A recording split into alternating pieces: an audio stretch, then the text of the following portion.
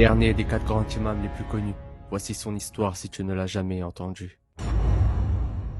En l'an 164 de l'Hégire, à Bagdad, la cité du savoir et des califes, naquit un enfant que l'on nomma Ahmad ibn Hanbal. Dans cette ville, les minarets se mêlaient au marché, et la science coulait dans les ruelles comme un fleuve de lumière. Les voix des récitateurs emplissaient les mosquées, et les voyageurs y apportaient la sagesse des 4 coins du monde. Ahmad grandit dans une maison simple, mais remplie de foi et de pudeur. Sa mère, femme pieuse et persévérante, veillait sur lui avec tendresse. Elle voyait dans son fils une lumière. Elle lui répétait: « Mon enfant, si tu veux honorer ton père et ton Seigneur, cherche la vérité. » Sous ses prières et son attention, Ahmed grandit entouré du Coran et des récits des compagnons du prophète alayhi salatu wassalam.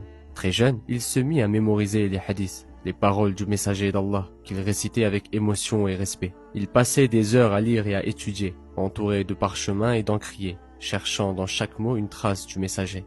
Dans les cercles de sciences de Bagdad, il écoutait les maîtres avec patience et notait leurs paroles jusqu'à les graver dans sa mémoire. On disait de lui: Ahmed ne cherche ni renommée ni débat, il cherche seulement la vérité. À cette époque, Bagdad abritait de grands savants. Parmi eux, Abu Yusuf, le juge suprême de l'Empire et élève du grand imam Abu Hanifa. Un jour, le jeune Ahmed, timide mais avide d'apprendre, se présenta à la porte du juge. Il resta debout, attendant qu'on l'autorise à entrer. Depuis l'intérieur, Abu Yusuf remarqua ce jeune homme, debout dans la lumière du jour, tenant ses parchemins contre sa poitrine. Quand Abu Yusuf le vit, il lui demanda: « Que veux-tu, jeune homme ?» Ahmed répondit: « Je suis venu chercher la science. » Alors le vieil homme sourit et lui transmit plusieurs hadiths. Ahmed les écouta avec un respect profond. Avant de partir, Abu Yusuf lui dit: « La science n'est pas ce que tu écris sur tes pages, mais ce qui vit dans ton cœur et guide tes actes. » Ces paroles restèrent gravées dans son âme. Il dira plus tard: « J'ai vu en Abu Yusuf la noblesse d'un vrai savant. » Puis vint le temps du voyage. Ahmed quitta Bagdad,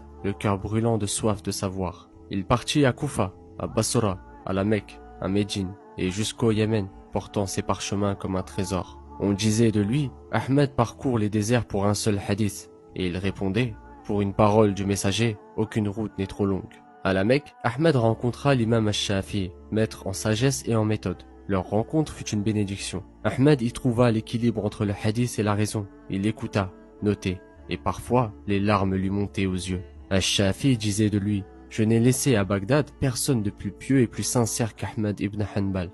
Sous le règne du calife Al-Ma'moun, on voulait imposer l'idée que le Coran était créé. Mais Ahmed refusa de céder. On le frappa, on l'enchaîna, mais il resta ferme et répéta: le Coran est la parole d'Allah. Après de longues années d'épreuves, Allah lui rendit la liberté. Et quand il sortit, Bagdad tout entière l'accueillit en larmes. Ahmed retourna à son enseignement. Il vivait simplement, refusant les dons des rois. Il disait: le savant doit être un exemple pour son peuple. Et ses paroles devinrent lumière. Il composa le Musnad, un immense recueil de plus de 30 000 hadiths, fruit d'une vie vouée à la vérité. En l'an 241 de l'Hégire, Ahmad ibn Hanbal retourna à Allah. Des foules immenses suivirent son cortège. D'après Abu Zarra al-Razi, l'imam Ahmad aurait mémorisé plus d'1 million de hadiths au cours de sa vie. Bagdad pleura son imam, le gardien du hadith et de la foi, et jusqu'à aujourd'hui, son nom brille parmi les 4 grands imams.